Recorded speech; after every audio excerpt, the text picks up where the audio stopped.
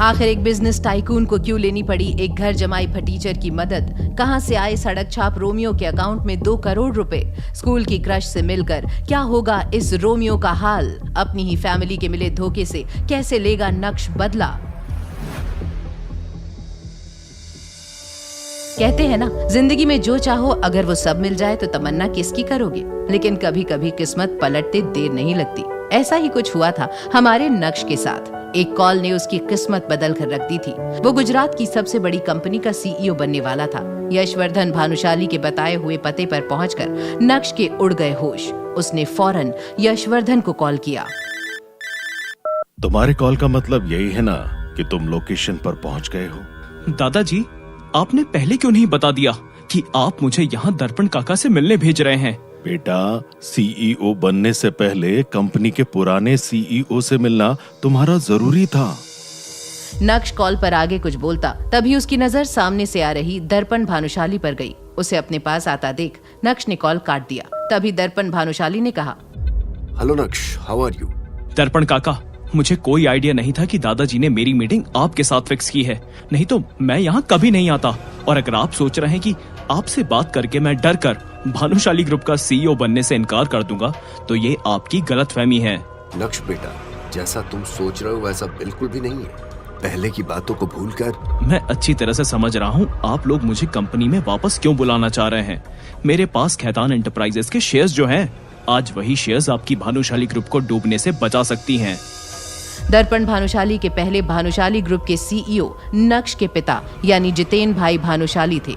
उन्हें बहुत पहले बड़ी ही चालाकी से दर्पण भानुशाली ने कंपनी से बाहर कर दिया था और आज नक्श की बातें सुनकर उसके होश उड़ गए थे। नक्श ये बोलने के बाद बाहर आया ही था कि तभी उसका फोन बजने लगा। अबे साले नक्श, कहाँ है तू? हर बार की तरह इस बार भी तू पार्टी टीचर बनेगा क्या? आज पता है ना क्या है? नहीं, क्या है हर्ष? मुझे तुझसे यही उम्मीद थी। आज हाई स्कूल रीयूनियन है ब्रो। ओह हाँ यार, मेरे तो दिमाग से ही निकल गया था। हाँ ऑफ कोर्स भाई, तेरी स्कूल क्रश शिवानी भी आ रही है पार्टी में। और हाँ, एड्रेस मैसेज कर दिया है मैंने तुझे, तू बस टाइम पे आ जाना। नक्श फोन रखकर स्कूल के दिनों के बारे में सोचते हुए घर की ओर निकल गया। थोड़ी देर बाद जब घर पहुंचा, वहां उसकी सासू माँ चित्रा अपनी तीखी जुबान से नक्श को खरी खोटी सुनाने का बेसब्री से इंतजार कर रही थी। नक्श, नक्श, नक्श, बहरे हो गए हो क्या? सुनाई नहीं दे रहा? मैं कब से बुला रही हूँ। जी मम्मी जी, कहिए क्या बात है? ये देखो, तुम्हारे चेकअप के रिपोर्ट्स आ गए हैं। ये रिपोर्ट तो नेगेटिव आई है और ये तो खुशी की बात है। मुझे कोई जेनेटिक डिसऑर्डर नहीं है। तो तुम्हारे कहने का मतलब है कि कमी मेरी बेटी अनिका में है? नहीं मम्मी जी, ऐसा तो मैं सोच भी नहीं सकता। मैं सब समझ रही हूँ नक्श, मुझे तुम पर कोई भरोसा नहीं है। तुम अपने पेरेंट्स का भी टेस्ट करवाओ। मैं नहीं चाहती कि तुम्हारी वजह से मेरी अनिका को कोई भी प्रॉब्लम हो। पिछले 1.5 सालों से लगातार नक्श और अनिका आईवीएफ के जरिए टेस्ट ट्यूब बेबी करने का ट्राई कर रहे थे। आईवीएफ रिजल्ट्स देखकर नक्श अपनी सासू माँ की बातों को अनसुना करके सोच में डूब गया था। तभी चित्रा ने कहा, अरे कहाँ खो गए? जवाब दो मेरा। पेरेंट्स का टेस्ट? हाँ, क्यों? तुम्हारे पास पैसे नहीं है? ये भी मैं कैसा सवाल कर रही हूँ? पैसे कहाँ से होंगे तुम्हारे पास? तुम टेस्ट करवाओ, पैसे मैं दे दूंगी। पैसे? पैसे तो अब बहुत है मेरे पास। क्या पागलों जैसी बातें कर रहे हो? कोई नशा करके आए हो क्या? तुम्हें समझ आ रहा है कि क्या बोल रही हूँ मैं? पैसे तो मैं भेज दूंगी, लेकिन याद रखना चेकअप हो जाने चाहिए। जी मम्मी जी, अब मैं चलता हूँ, मुझे बहुत जरूरी काम है। नक्श अब वो नक्श नहीं था। वो बहुत खुश था। उसके पापा के खरीदे हुए शेयर्स आसमान छू रहे थे और उसके दादाजी की कंपनी को सिर्फ नक्श ही संभाल सकता था। दूसरी तरफ अनिका अपने कैबिन से बाहर आई तो उसने देखा कि सारे एम्प्लॉइज फोन में कुछ देखकर हंस रहे थे। तभी एक लड़की ने कहा, यार मैं तो हंसते हंसते मर जाऊंगी। दुनिया में इतने अजीब लोग भी होते हैं भला। तेवर तो देखो इसके, करता धरता कुछ है नहीं और आ गया यहाँ हमारी मैडम को गुस्सा दिलाने। वैसे तो ये वीडियो बनाई किसने? अनिका मैम को पता चला तो उसकी खैर नहीं। I really admire Anika ma'am. उसके सामने तो ये आदमी कुछ भी नहीं है। कभी कभी तो मैं सोचता हूँ कि इन दोनों की शादी कैसे हो गई। और शादी तो छोड़ो, 2 साल में इनका डिवोर्स भी नहीं हुआ। मुझे तो ये देखकर और भी ज्यादा हैरानी होती है। अनिका समझ गई थी कि वो नक्श और विहान की लड़ाई की वीडियो थी। वो बिना कुछ बोले गुस्से में अपने कैबिन में चली गई। उसके मन में बस यही चल रहा था कि आखिर नक्श की वजह से उसे और कितना बेइज्जत होना पड़ेगा। तभी अनिका टेबल पर रखी अपने पापा की तस्वीर देखकर रोने लगी। क्यों पापा, क्यों कराई मेरी शादी इस नक्श से? मेरी ही गलती थी, मुझे उसको ऑफिस नहीं बुलाना चाहिए था। अब विवान भी मेरी कंपनी के साथ डील कैंसिल कर देगा। हेलो अनिका, ये नक्श को क्या हुआ है? अब क्या हुआ मम्मी? मैं उससे बात कर रही थी लेकिन वो मेरी बातें सुन ही नहीं रहा था। पता नहीं बिना किसी बात के हंस रहा था और अभी ये कहकर चला गया है कि उसे कुछ जरूरी काम है। मम्मी मेरे पास नक्श के बारे में सोचने के लिए बिल्कुल भी समय नहीं है। मैं आपसे घर आकर बात करती हूँ। फोन रखते ही यहाँ अनिका नक्श के बारे में सोचकर परेशान हो रही थी। वहीं दूसरी तरफ नक्श पहुँच गया था अपनी स्कूल की रियूनियन पार्टी में, जहाँ उसकी नजर अपने स्कूल फ्रेंड हर्ष पर गई। आखिर तू आ ही गया। अब तुम लोगों से मिलने तो मुझे आना ही था। ये तुम्हें क्या हो गया है? हीरो जैसे कपड़े पहनने वाला नक्श, आज ये ऐसे सिंपल कपड़े। लंबी कहानी दोस्त, बाद में सुनाता हूँ। चलो मैं बाकी सबसे तुम्हें मिलवाता हूँ। हेलो, कहाँ हो तुम?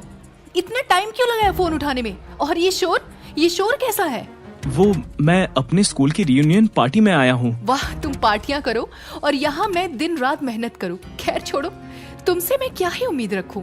मैंने तुम्हें 10,000 रुपए भेजा है। आज रात की पार्टी के लिए कुछ ढंग के कपड़े खरीद लेना। हमेशा की तरह फटीचर बनकर मत आ जाना। अनिका, मुझे तुम्हारे पैसों की जरूरत नहीं है। मैं अपने लिए सूट खुद लेके आऊंगा। सीरियसली? तुम्हारे पैसे? तुम्हारे पैसों में एक जोड़ी सॉक्स भी आ जाए तो बड़ी बात है। तुम ये सब इसलिए कह रही हो क्योंकि तुम अभी सच नहीं जानती। जिस दिन तुम सच जान जाओगी उस दिन। कौन सा सच? क्या छुपा रहे हो तुम मुझसे? छोड़ो, फैमिली गैदरिंग है नक्श, टाइम से आ जाना और जो भी बात है वही बताना। वैसे भी तुमने जो ऑफिस में हरकत करी है ना, उसकी वजह से मैं तुमसे बहुत नाराज हूँ। हेलो हेलो अनिका, यहाँ शोर बहुत है। मुझे तुम्हारी आवाज नहीं आ रही है। हेलो। अनिका नक्श की बातों से हैरान हो गई थी। उसे अपनी मम्मी की कही बातें सच लगने लगी थी कि शायद नक्श को कुछ हो गया था, और उधर नक्श चाहकर भी अनिका को सारा सच बता नहीं सकता था। उसने कॉल काटा ही था कि तभी हर्ष ने उससे पूछा, अरे नक्श, तू क्या यहाँ पे कॉल पर बात करने आया है? सॉरी यार, इम्पोर्टेंट था। और बता, कैसी चल रही तेरी लाइफ भाई? वैसे तुझे देखकर तो ऐसा लग रहा है तेरी लाइफ में कुछ भी इंटरेस्टिंग नहीं हो रहा है। स्कूल की तरह यहाँ भी सब नक्श का मजाक उड़ा रहे थे। तभी नक्श की नजर शिवानी पर गई, जिसके पीछे वो स्कूल में दीवाना था। आज भी उसे देखकर उसकी धड़कनें तेज हो गई थीं। नक्श के लिए पूरी पार्टी शांत हो गई और उसे लगा कि अब शिवानी उसकी बाहों में आ रही है कि तभी हार्दिक ने कहा, अरे क्यों परेशान कर रहे हो तुम लोग नक्श को? क्या हुआ तुम लोगों को? ऐसे अकेले अकेले सारे मजे लूट लोगे? हाँ, मुझे भी बताओ क्या हुआ।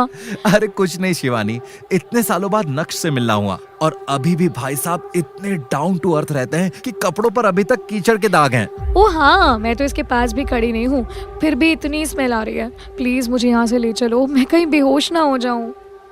भाई नक्श, आओ हम कहीं और चलते हैं। वैसे तो नक्श को स्कूल टाइम से ही ये सब सुनने की आदत थी, लेकिन शिवानी के मुंह से ये बात सुनकर उसे अच्छा नहीं लगा। हार्दिक उसका अच्छा दोस्त था। वो दोनों पूल साइड जा ही रहे थे कि तभी नक्श को एक मैसेज आ गया। 2 करोड़? क्या 2 करोड़? कुछ नहीं।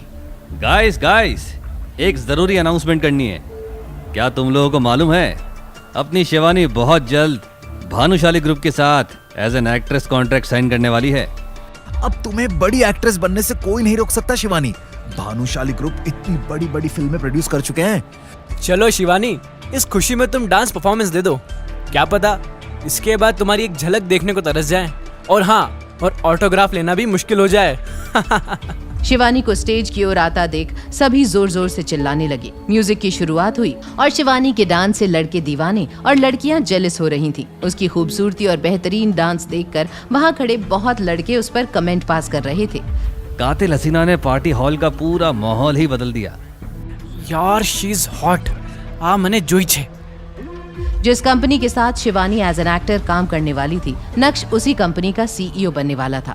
उनकी खुशी देखकर उसके दिमाग में एक अलग ही प्लान बन रहा था। वहीं दूसरी तरफ ऑफिस में बैठी अनिका के कैबिन का दरवाजा नॉक हुआ।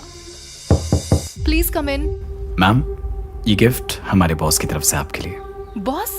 कौन है आपके बॉस?